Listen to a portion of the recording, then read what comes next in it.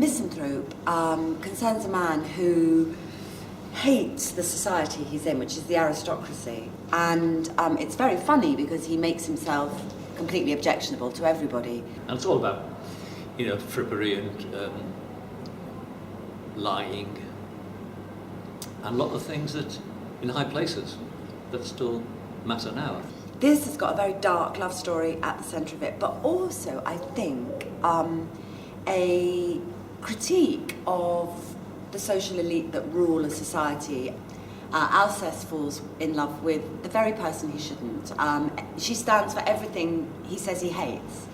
And it's a sort of mad love. And it's not that love is blind with him. He knows she's exactly the wrong person, but he can't help himself. And I think there won't be anybody in the audience that hasn't experienced that in some way.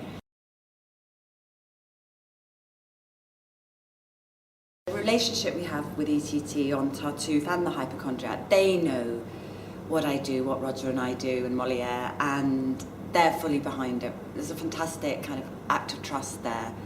Well, I mean, I couldn't imagine doing a Molière without Gemma. I mean, particularly with this one, Misanthrope, because I really thought, how is this going to end? With so much in it and with so much talk, this really needs a great director. Luckily, we have one in Gemma. If he doesn't agree with something I'm doing in rehearsal room, he feels very comfortable now about saying so. And I tell him that he's wrong normally when he criticises me. I mean, Colin and I go back, who's playing Alceste, the lead character. I mean, I don't know, I think this is our 7th or 8th production together.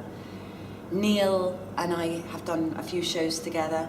And Simon, of course, has been in every single Molière we've ever done. And essentially, interestingly, played almost the same part. And it's been great as ever, coming to rehearsals and watching her working with actors, a great cast, and it's been a great process. And I've got high hopes for everything. I think one of the really interesting things in this play is that Alceste is a poet, as indeed is Roger. And there are times in this play when I hear Roger, a lord comes in who's written a poem and doesn't think that ordinary people can write good poetry. It's for rich and intellectual people. And I think that's something, a little battle Roger's fought for most of his career, for people to understand that poems don't have to be impossibly hard to understand, and they don't have to be written by posh people who went to Oxford or Cambridge. So it's relevant, I think, to all of us, but I think actually it might also be very relevant to Roger.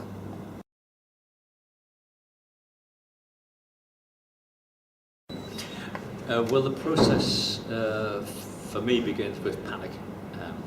The first time I did Molière, and I think I couldn't do Tartuffe's Molière, and I thought, I can't do this one. But I did try it, and it worked out surprisingly well, and it was great. And of course, working with Gemma. And then the second time you do it is hypochondria. I thought we'd do hypochondria. And we thought, probably Gemma and I thought that was it, and then we thought, let's do one more, and let's finish the tricolour. I think it's the darker of the three. I think this is a different play than the others. There's less of a farce element in it. I mean, the hypochondriac is just silly, really. Doctors, fart gags, enemas. It's a series of set pieces that are very funny. It's not the same here. It is darker. But at the same time, it's very fulfilling, I think. And so, even though the audience may not go out singing, I think they go out being moved. It doesn't end with a kind of big song and dance, it all ended happily, like most comedies. It ends on a sort of minor key that's rather beautiful and leaves you thinking.